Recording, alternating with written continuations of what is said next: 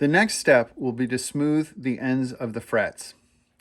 If this is the first time you've done it, they'll probably be pretty ragged and sticking out. So obviously when you're playing, you don't want to have any metal sticking out because it'll cause you to bleed and make the instrument very uncomfortable to play.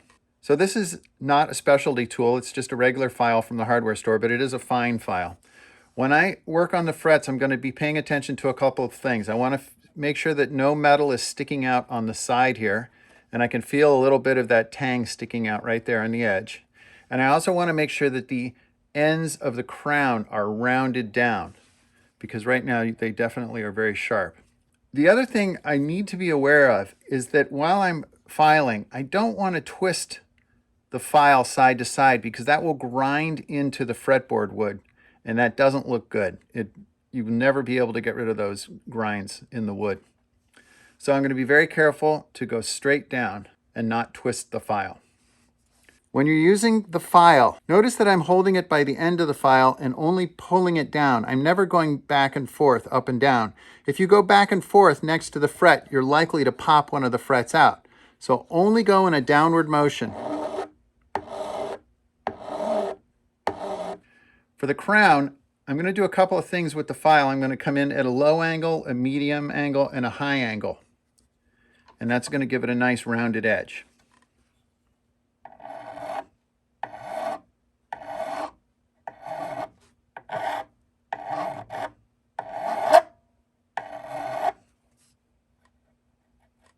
Nice.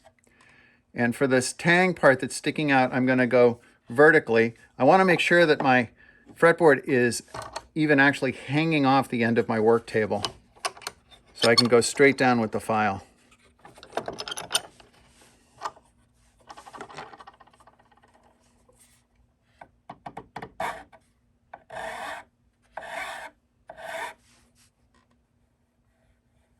You'll know you're done when you can't feel any metal and your finger doesn't catch on the edge of the fret.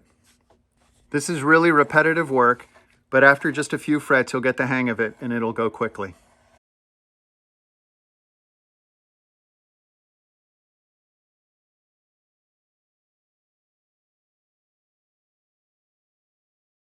Use your fingertips to check.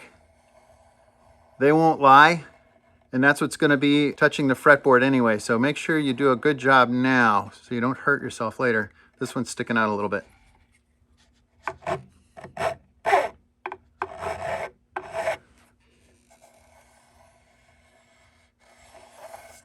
Cool, I'm going to turn it around and do the other side. I finished with the second side. It definitely needed a lot less work because of how I cut the frets before I put them in, but you still want to make sure they're super smooth.